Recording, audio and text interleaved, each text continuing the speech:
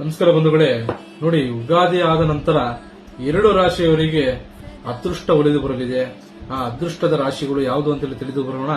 ಮೊದಲನೇ ರಾಶಿ ತುಲಾ ರಾಶಿ ಆಗಿರುತ್ತೆ. ನೋಡಿ, ತುಲಾ ರಾಶಿಯವರಿಗೆ ದಾಂಪತ್ಯ ಜೀವನದಲ್ಲಿ ಸುಧಾರಣೆ. ಅಂದ್ರೆ ನೋಡಿ, ದಾಂಪತ್ಯದಲ್ಲಿ ಬಹಳಷ್ಟು ಕಿರಿಕಿರಿ ಆಗ್ತಾ ಇರುತ್ತೆ ಅವ್ರ ಲೈಫ್ ಅಲ್ಲಿ. ಅದೆಲ್ಲ ಸುಧಾರಣೆ ಮಾಡಿಕೊಂಡು ಸುಖ ದಾಂಪತ್ಯ ಜೀವನ ಮಾಡುವಂತ ಸಾಧ್ಯತೆಗಳು ತುಂಬಾ ಚೆನ್ನಾಗಿದೆ. ಅದರಲ್ಲಿ ತುಂಬಾ ಯೋಗ ಇದೆ ಅಂತೇಳಿ ಬರ್ತಾ ಇದೆ.